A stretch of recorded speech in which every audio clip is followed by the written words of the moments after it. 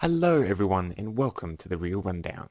My name is Josh and today I'm here to give my ranking for all 7 Predator films from worst to best. Now, this is my ranking. If yours is different, that's okay. I'd love to hear what yours is in the comment section down below. Now, with that out of the way, let's start the rundown. Coming in last place, I have The Predator from 2018. Now this film is just abysmal. It has a completely incoherent script with a generic plot and terrible subplots that just makes the film a jumbled mess. The film's characters are also quite bland and generic and can be quite annoying at times too.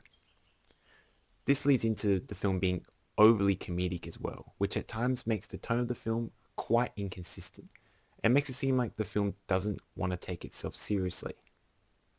The film also features some terrible CGI and visual effects, which lessens the impact of the absolutely insane and sometimes stupid things that happen in this film, which just makes the movie all the more bad. That's why for me, it comes in last place. Coming in 6th place, I have Predator 2. Now, compared to the Predator in last place, this film is a huge step up. However, even with this in mind, the film is still okay at best. The change from a jungle setting to the urban jungle of Los Angeles makes for an interesting change. However, this is where the film ends in being an interesting sequel to the original. The characters are weaker and less compelling than the original, with them at times being way too over the top. The film also retreads a lot of the same ideas from the first film, which makes it lack originality from the first film. The film also features quite a lot of pacing issues, as well as extremely over-the-top action, which at times doesn't suit the film at all. That's why for me, it comes in 6th place. Coming in 5th place, I have Predators. Now, this film compared to the original 2 films has a much more interesting plot, with the characters getting stranded on an alien planet and being hunted.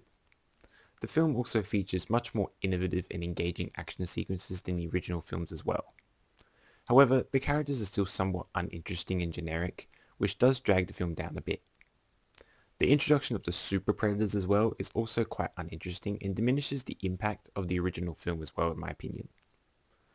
And although having a much more interesting premise than the previous films, the plot is still quite generic and predictable, and doesn't try anything new with the plot either. That's why for me, it comes in 5th place. Coming in 4th place, I have the latest film in the franchise, Predator Badlands. Now, this film is a great film in the franchise. It has some great visceral action with some great visual effects, and an interesting story that's wildly different from the other films in the franchise, while still staying true to the core of the franchise.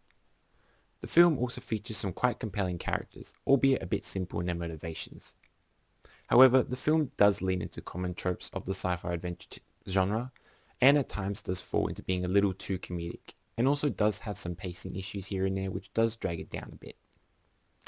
That's why, for me, this comes in 4th place. Coming in 3rd place, I have Predator Killer of Killers. Now, this film is great, with it being an animated anthology film that works surprisingly well, and stays true to the core of the franchise as well.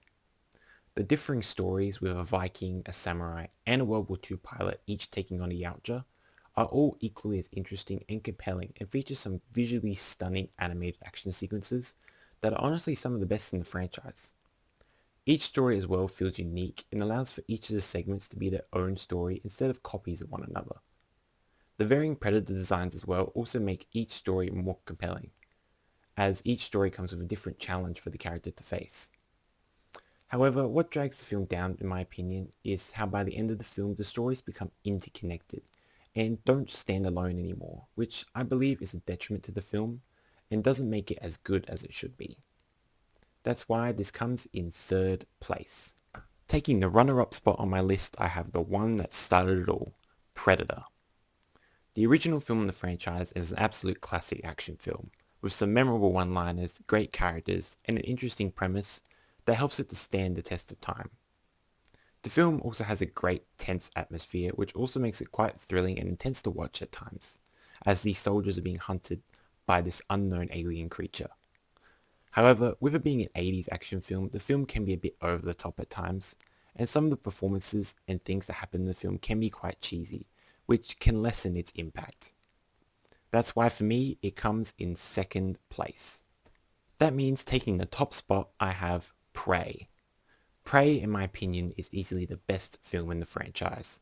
It completely revitalized it after the disaster that was The Predator in 2018, and gives us a film with quite a compelling story, with equally as compelling characters, and some great performances to match, especially Amber Midthunder as the main character Naru.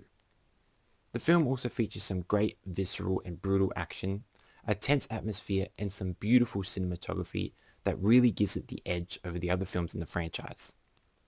However, the film is not without its flaws.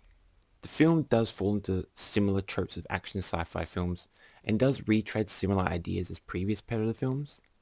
It also does have some slight pacing issues here and there as well, which does drag the film down a bit. But even with that being said, it still, for me, comes at the top of my list, which is why I believe it's the best film in the franchise. Thanks for watching. If you enjoyed the video, don't forget to like, comment and share. Also, don't forget to subscribe and turn on that notification bell so you don't miss a single upload from the channel. And as always, I'll see you on the next rundown.